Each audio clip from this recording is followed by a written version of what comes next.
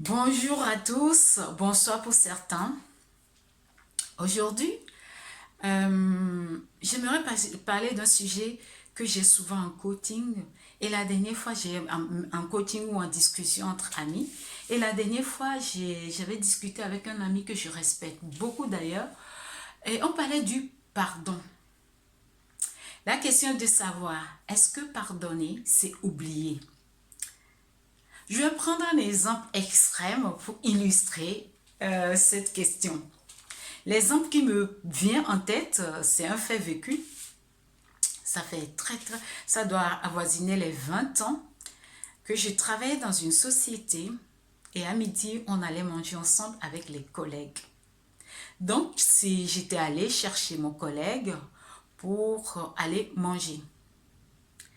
Sauf que j'ai pas fait attention, ils ont ouvert la fenêtre et c'est vraiment, il y a un courant d'air fort. Ils ont ouvert la fenêtre et la porte, moi je viens d'ouvrir la porte. Donc je lui parlais, j'ai senti quelque chose, le temps d'enlever la main, je me pousse, la porte qui s'est fermée mais très fortement sur mon pouce. Je ne sais pas si c'est la main droite ou la main gauche. J'ai l'impression que c'est la gauche, mais je ne suis même plus sûre. Donc, ce qui s'était passé, c'était bizarre, mais j'avais une douleur, mais énorme. J'ose même pas exprimer. Et donc, du coup, j'ai enlevé. La porte était assez lourde aussi. Donc, c'était un bois, je crois, c'est un bois massif ou quelque chose, mais c'est une grande porte, c'était assez lourde. Parce qu'elle est grande, la porte doit faire plus de 2 mètres ou plus, donc elle est assez lourde. Donc avec le vent qui la frappe, qui l'a poussée, elle s'est fermée sur mon doigt, mon pouce.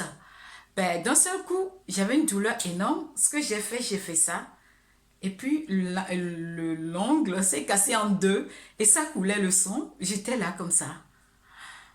Et puis, ben, lui, il s'est levé, il me regardait, il s'est levé vers moi et me demande, t'as pas mal? J'ai dit oui.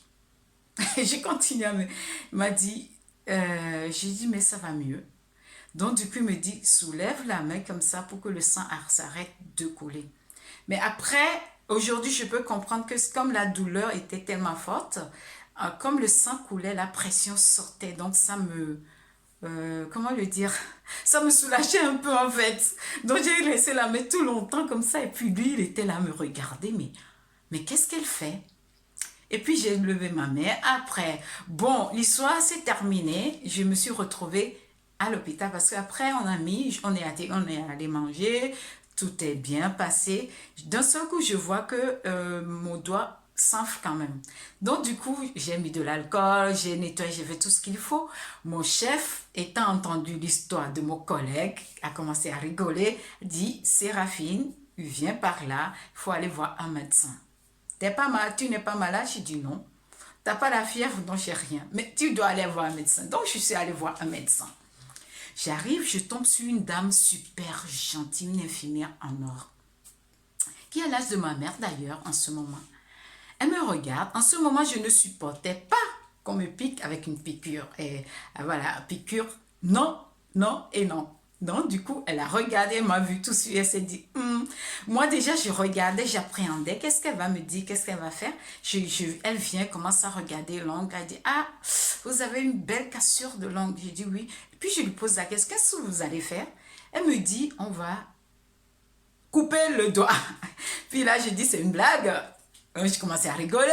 Elle me dit, bien sûr que c'est une blague, mais ce que je vais vous dire, ça ne va pas vous plaire parce que je sais que vous n'aimez pas la piqûre, ça se voit, mais c'est ce qu'on va faire. On va arracher l'ongle complètement pour qu'il y ait une guérison totale plus vite. Parce qu'elle m'a expliqué quelque chose genre, si je ne le fais pas, je veux rafistoler, c'est-à-dire je veux soigner la plaie, mais ça va durer plus longtemps. Elle me dit, j'ai l'expérience dans ce métier, je connais mon métier, si on enlève les deux, ça pousse plus vite. En un mois et demi, c'est bon.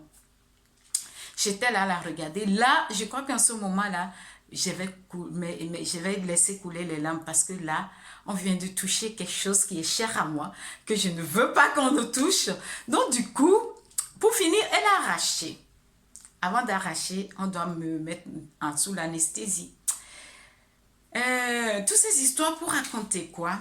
Aujourd'hui, je raconte cette histoire, je rigole. Vous et moi, vous êtes d'accord? Si je raconte cette histoire et je commence à pleurer, vous allez dire, il y a un problème chez elle. On est tous d'accord, effectivement. D'ailleurs, je me rappelle même plus si c'est la main droite ou la gauche parce que, ben voilà, c'est une histoire qui est passée, Par contre, aujourd'hui, si j'ai quelqu'un qui met la main à côté d'une porte, j'aurai le réflexe de lui dire, attention à ta main parce que si la porte se ferme, la personne ne comprendra pas, mais c'est parce que j'ai eu cette aventure et je ne souhaite à personne sur cette terre. Bon, comme je l'ai dit, si je commence à pleurer parce que je raconte cette histoire de ma vie, vous allez dire, elle a un gros problème. Pire encore, il y a un problème là-dedans. Je vous rassure, tout va très bien. Mais pourquoi je raconte cette histoire? C'est la même chose que le pardon. Le pardon, on n'oublie pas. Dans tous les livres, je n'ai pas lu tous les livres sacrés, les livres saints. Je connais bien la Bible. Je lis beaucoup la Bible puisque je suis chrétienne.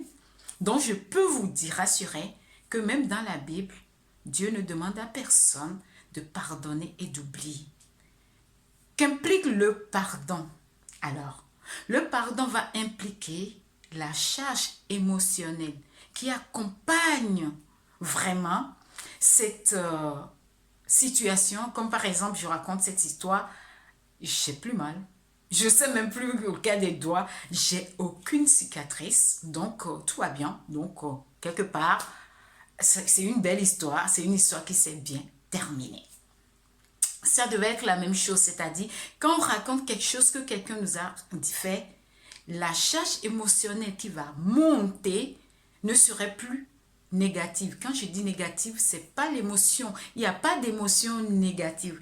Mais ce que je veux dire par là, c'est que il y a certaines émotions qui sont néfastes pour notre santé. Donc, on n'aura plus ces émotions-là néfastes pour notre santé, comme la colère et autres. Quelqu'un qui nous a fait quelque chose qui nous a tellement fait mal, si on raconte l'histoire après quelques temps, après le pardon, ça devait être raconté tranquillement, sans qu'il y ait la boule au ventre, rien du tout. C'est ça le pardon. Donc, est-ce qu'on doit oublier? Non, pas forcément. On peut, mais c'est pas une condition sine qua non. Le pardon n'oblige pas, parce que je vais donner un exemple extrême. Quelqu'un qui a perdu un enfant par la faute d'une autre personne peut pardonner un jour cette personne, mais n'oubliera jamais, mais jamais que cette personne l'a fait. Pourquoi je dis dans tous les livres sacrés au sang, c'est impossible parce que celui qui a rédigé surtout la Bible, c'est notre Créateur. Il sait comment il nous a créés. Tout le monde sait aujourd'hui que le cerveau n'oublie pas. Le cerveau ne désapprend pas. Et surtout quelque chose qui nous a fait mal, le cerveau va vraiment le garder.